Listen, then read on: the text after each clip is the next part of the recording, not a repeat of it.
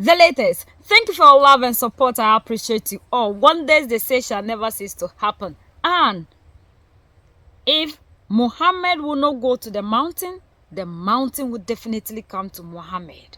What a beautiful day in Africa. European Union said they are very sorry about all the bad things that they have done in Mali, Niger, and Burkina Faso.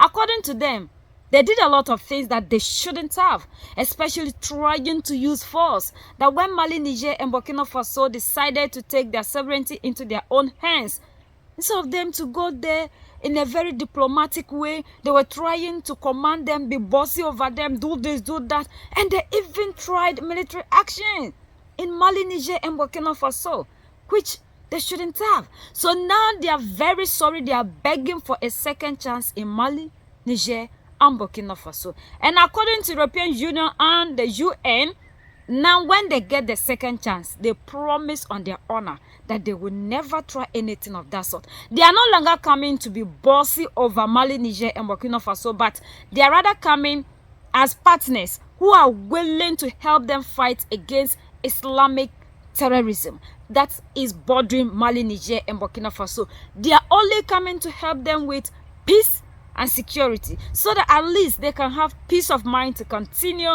to go on with their daily activities. Because looking at the Islamic terrorist activities that is around Mali, Niger, and Burkina Faso, they are not able to move ahead because all their concentration is on fighting against these people. But now they want to change the narrative. According to the king of the world, these are the same people that are doing all these things in Mali, Niger, and Burkina Faso in order for them to have their way.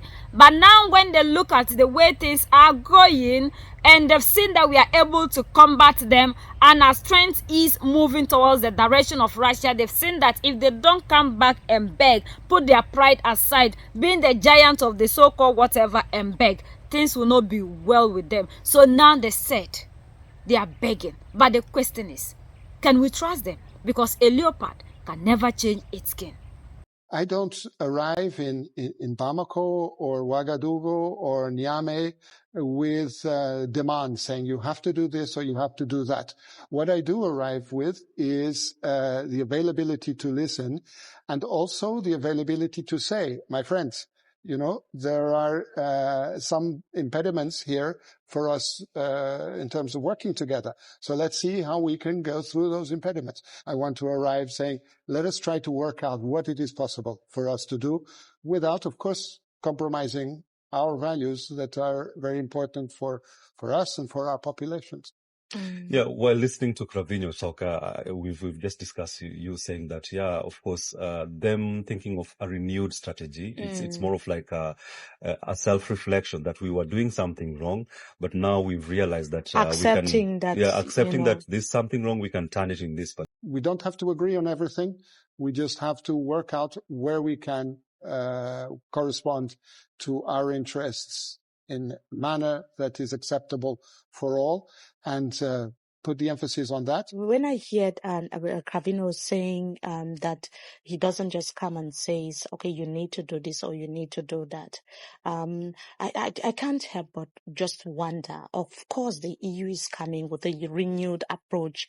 It's a partnership and you cannot exist as an island. But these are also countries that the Sahel nations, it's already a bloc on its own, and that should be able to fight some of these problems like jihadism and so. Think about the Sahel region, one of the poorest, yet fastest growing demographically. The succession of military coups will make the region more unstable for years ahead.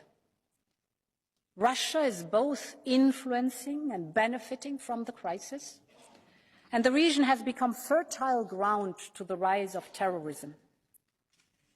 This is of direct concern for Europe, for our security and our prosperity. So we need to show the same unity of purpose towards Africa as we have shown towards Ukraine.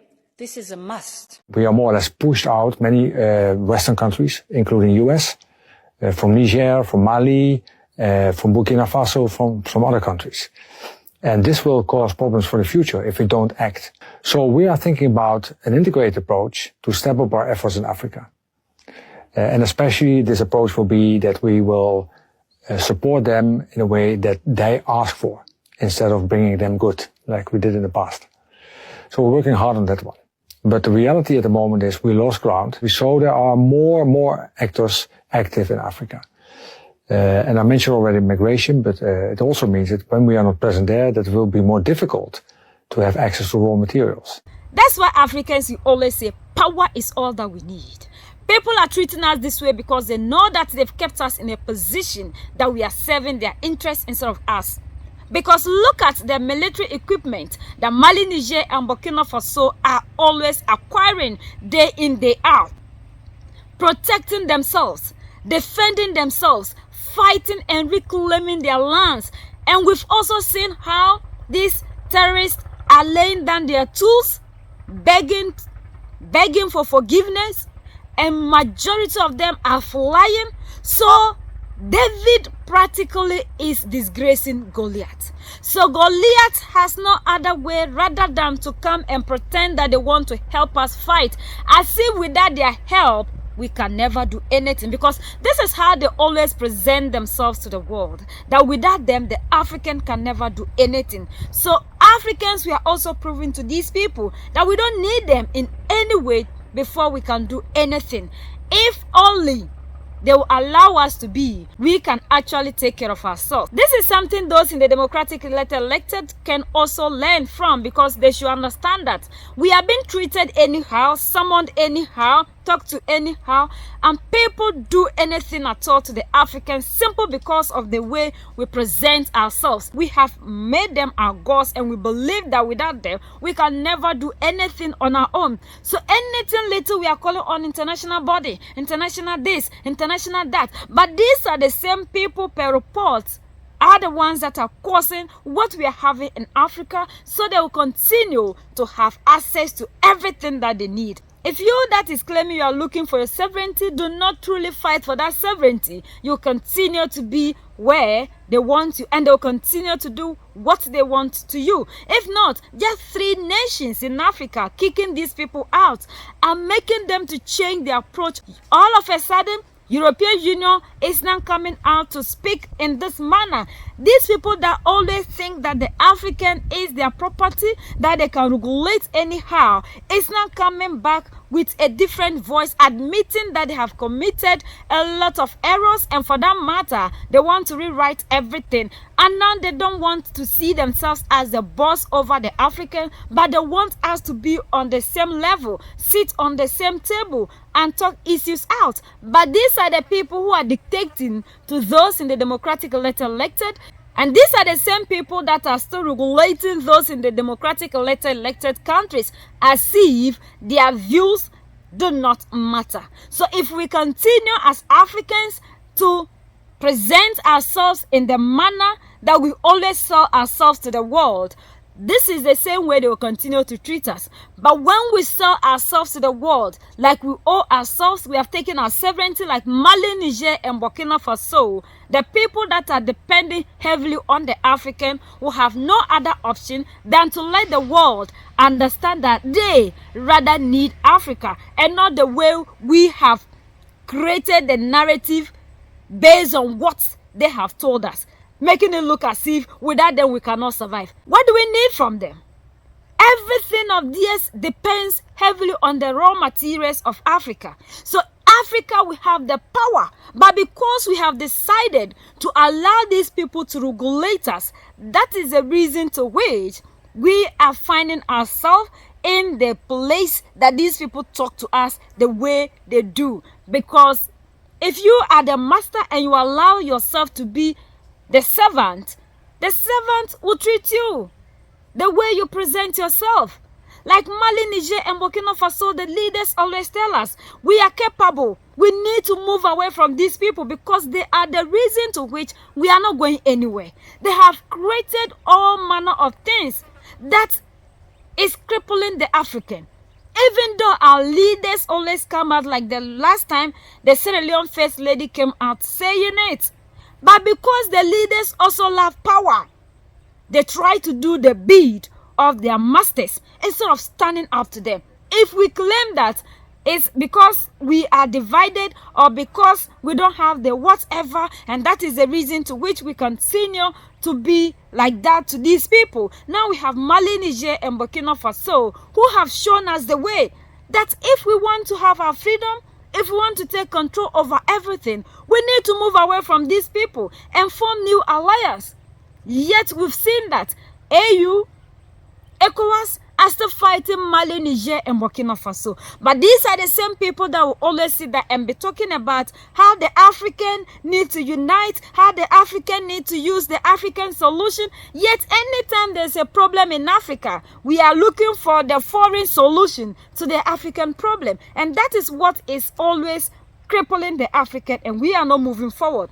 If Mali, Niger, and Burkina Faso within the shortest possible time taking their sovereignty from these people by moving away from them and forming a different alliance, and we are seeing all these developments and improvements in Mali, Niger, and Burkina Faso, why then do we need to continue to be holding on to democracy? Because anytime we hear our leaders speak, both in their regional blocs and African Union, what they are interested in is democracy, how they'll protect this system, and not what the leaders need to be doing, holding the leaders into account, making sure that there's no corruption, people are not tampering with the constitution. Just look at all the things that are happening in these democratic elected countries. Yet we are seeing that these organizations are always quiet as long as it says they are masters. But now the African, we are telling the people that the narrative must change, because we are no longer looking for masters. We don't want to be puppets. We want to take control over the narrative and over our lives, because we are so thankful to these people that they have tried their best by taking care of us from that time to now. Now we are also grown, so we want to also reclaim everything that is here. We are the only ones that can set ourselves free. United we stand, divided we fall, and united we keep standing forever and ever. The greatest enemy of the African is mental slavery. So let's decolonize ourselves from mental slavery. Let's keep sharing to educate our brothers and sisters. Together we make African great for ourselves and the next generations that are going to come. So that's the latest around the world and in Europe.